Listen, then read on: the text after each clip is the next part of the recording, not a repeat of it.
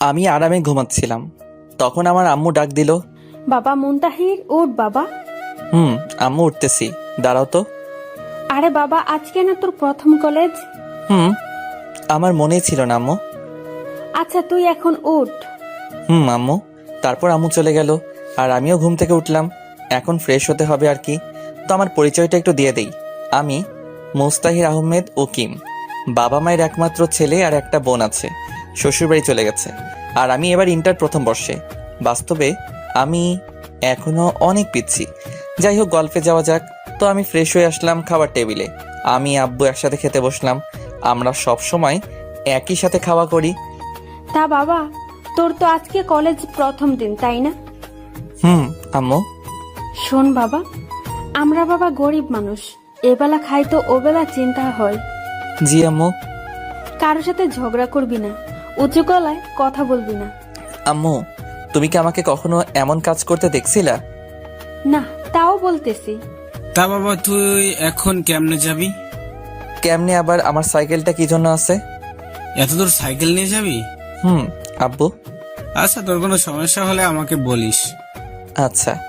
আর এই নে 100 টাকা, যদি কোনো সমস্যা হয় তাহলে খরচ করিস, আর না হলে রেখে দিস। আচ্ছা। তারপর খাওয়া দাওয়া করে আমি আমার পুরাতন একটা সাইকেল আছে ওইটা বের করলাম, যেটাকে সবাই বাইসাইকেল নামে চিনেন, কিন্তু খুব পুরাতন ভাঙাড়ি সাইকেল।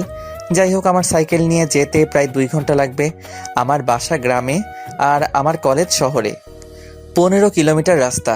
এইখানে সব বড় বড় লোককে ছেলেমেয়েরা লেখাপড়া করতে আসে, আর সেই কলেজে আমি ভর্তি হয়েছি। আসলে আমার সব পরীক্ষার রেজাল্ট খুবই ভালো ছিল। আর যে স্কুল থেকে আমি লেখাপড়া করছিলাম, ঠাকুরগাঁও সরকারি বালক উচ্চ বিদ্যালয়, প্রথম ছাত্র ছিলাম। আর গরিব ছিলাম বলে স্কুলের সব স্যারেরা আমাকে অনেক হেল্প করছিলেন।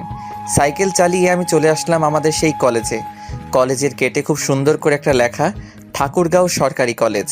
আমি গেট দিয়ে প্রবেশ করতে করতে দেখি চারিদিকে শুধু হাসির আওয়াজ। আমি বুঝতে পারলাম আমাকে দেখেই এমন হাসি হচ্ছে, কারণ আমার ভাঙা সাইকেল, আবার ড্রেস আপ পুরাই খ্যাত। কি করব বলেন? আমার বাবা তো আর কোনো চাকুরিজীবী না, তিনি একজন কৃষক। তখন একটা ছেলে ডাক দিল। এই কানা।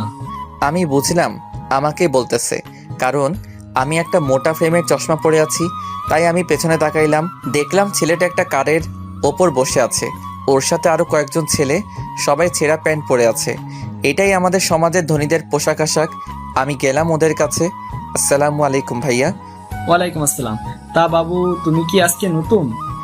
ভাইয়া, আমি আজকে নতুন। আমি কে জানিস? না ভাইয়া। আমি বাপ্পি, এই কলেজে সভাপতির ছেলে।